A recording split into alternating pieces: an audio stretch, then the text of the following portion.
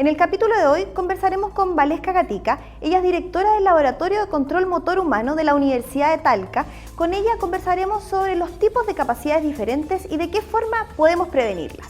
Bienvenidos, esto es Agenda Región.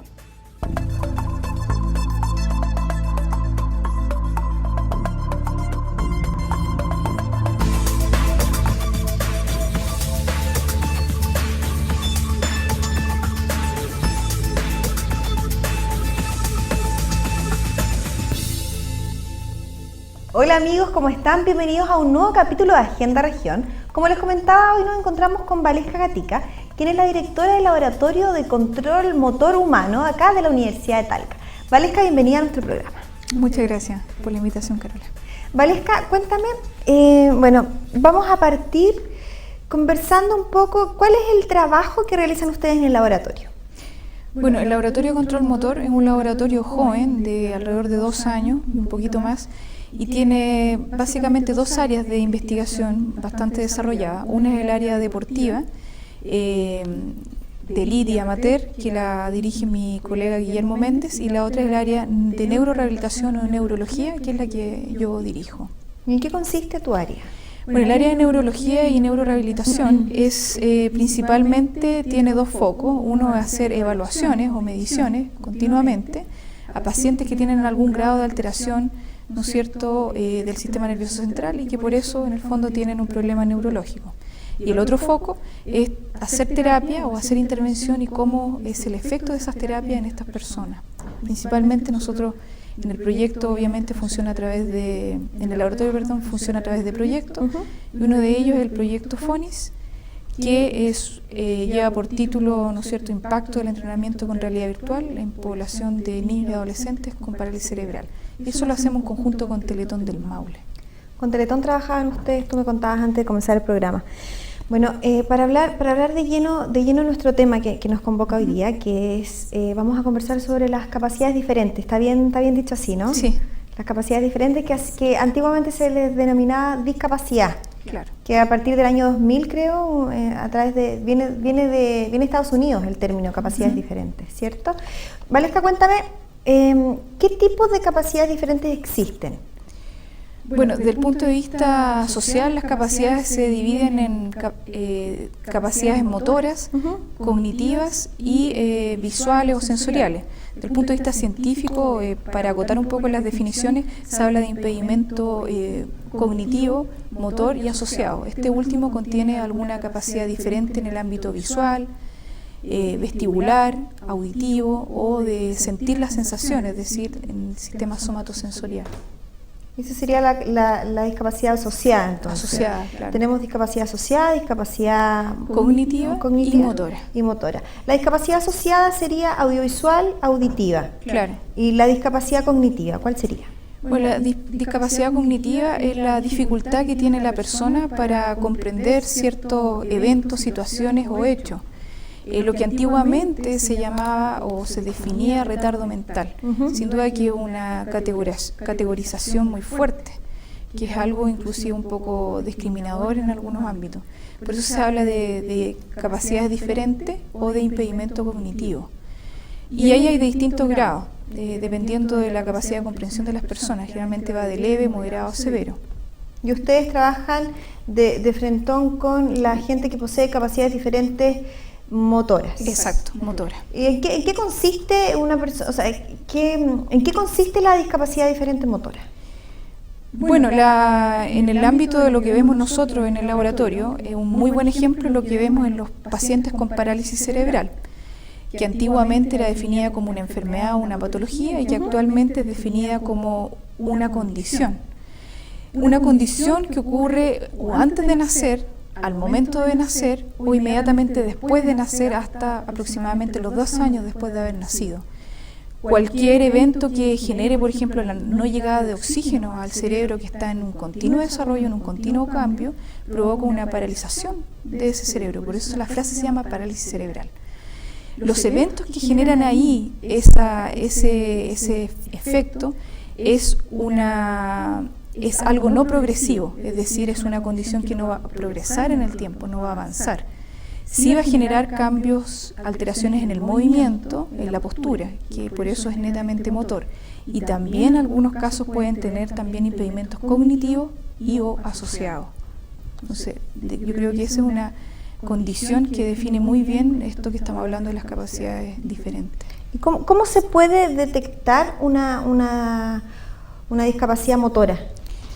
Bueno, ¿existe la forma de detectarlo de repente quizás en los niños, en los...? Claro, lo más importante es que la detección de esta capacidad motora distinta sea detectada lo más tempranamente. Eso es lo mejor. Lo más tempranamente, ojalá al mes de haber nacido. Y hay diferentes formas de evaluar eso. Una de las formas de evaluar es por medio de escalas que existen en el mundo que están estandarizadas. Otra es la evaluación clínica, pero que va de la mano con ciertas especialidades en neurología que permiten agudizar o especificar el ojo clínico, ¿no es cierto?, del evaluador, y de esa manera pesquisarlo rápidamente al mes de vida. En ese ámbito, por ejemplo, hay ciertos reflejos que se hacen muy latentes en el momento del recién nacido hasta el mes de vida. Si esos reflejos están muy persistentes, eso nos está indicando de que algo está pasando en ese paciente, en ese niño o niña. También hay algunas alteraciones posturales que se van viendo en el primer trimestre. Y si eso se detecta a tiempo, ya nos va a decir claramente de que estamos frente a alguna alteración. Hace 10 años atrás, el diagnóstico no era tan precoz y generalmente se hacía un diagnóstico de una alteración, de una capacidad motora distinta, al año de vida. Al año de vida. Al año de vida o aproximadamente a los 7 meses. Y se veía simplemente si el niño lograba mantenerse sentado o no. Así se evaluaba. Claro. Y ahora actualmente, en realidad, las especialidades en el área neurológica han avanzado mucho. De hecho, hay una forma terapéutica, que es la terapia Boita, que sí tiene una forma de evaluar y de hacer terapia. Y en la evaluación, uno de los objetivos de esa terapia, que es una terapia alemana, permite en el fondo hacer un diagnóstico precoz al mes o máximo en el primer trimestre de vida. Incluso antes, ¿no? Antes de que nazca un bebé, se puede hacer quizás algún diagnóstico a través de la ecografía, a través de... Si el evento ha ocurrido, por ejemplo el evento de la no llegada de oxígeno, pueden haber Claro, porque esto puede ocurrir, disculpa, las causantes de alguna capacidad diferente motora, puede ser antes del nacimiento, después del nacimiento o durante, claro. Claro, si el evento ha ocurrido durante el embarazo, tendrían que ser otros signos clínicos que pudieran permitir una detección de algo, de una alteración motora o de alguna capacidad distinta. Por ejemplo, que el bebé a lo mejor en el tercer trimestre o en el proceso se esté moviendo no lo adecuado, lo que se esperaría para ese momento. Esos son signos, pero eso ya lo ve netamente el médico tratante, él es el especialista de ver eso. Pero al momento de nacer, y no es raro lo que voy a decir, hace 10 años atrás, el paciente, el ser humano nace y al año de vida recién se detectaba. Por lo tanto, eso no era bueno, no era positivo, porque... Mientras más tarde se demora más el tratamiento, digamos. Claro, absolutamente, por un lado, y por otro lado, el cerebro, desde el tercer mes de gestación hasta 2 años después de haber nacido, está en un continuo cambio, que eso se llama o modificación, una continua modificación del momento en que el ser humano nace hasta los 2 años de edad, y quizá hay algunos autores que lo extienden un poco más, dependiendo del autor, está en continuo cambio, él se puede adaptar. Eso se llama plasticidad cerebral del cerebro. También se adaptan sus neuronas, eso se llama plasticidad neuronal, y también se adaptan sus sinapsis, y eso se llama plasticidad sináptica.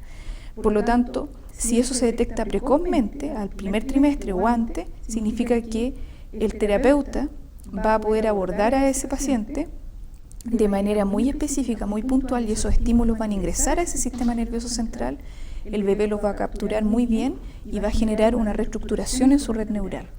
Sin embargo, si los capta después de los 2 años de edad, o sea, el diagnóstico se hizo muy tardíamente, claro, se va a perder un tiempo importante de terapia. Después de los 2 años, perdón, no me gustaría guiar con la audiencia con eso, después de los 2 años sigue habiendo posibilidades de plasticidad o de modificación. sigue habiendo. Por eso nosotros aprendemos cosas y también desaprendemos eventos, conocimientos de distintos aspectos. Pero el mayor cambio, la mayor modificación como una máquina, un motor a gran velocidad que trabaja, eso hasta los 2 años, hasta 3 años de edad. Perfecto, muchas gracias por la aclaración. Valesca, consulta. Existen algunos, claro, tú me dices que existen exámenes que se pueden hacer, ¿cierto? Al momento hasta el año, que es lo ideal hacerlo a los bebés y todo eso, pero los padres, ¿a qué tienen que estar atentos? ¿Qué síntomas presentan los niños? ¿De qué forma nos podemos quizás dar cuenta que estamos frente a una posible capacidad diferente motora o quizás cognitiva o no sé? Cuéntame.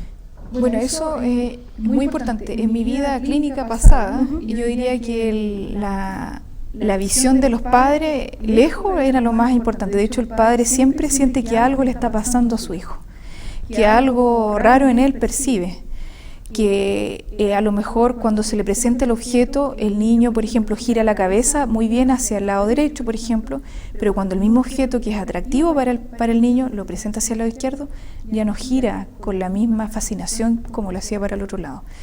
O cuando va a tomar un objeto lo toma muy fácilmente con una mano y con la otra en realidad se ve un grado de dificultad. O cuando el niño ya gira muy fácilmente hacia un lado y hacia el otro no. Esos son los cambios que ven los padres y eso hace que el padre lo lleve a consultar. Pero de repente lo podríamos ver quizás como algo medio normal. Podríamos decir, no, es que quizás tomar la cuchara, no, es que quizás va a ser diestro, por ejemplo.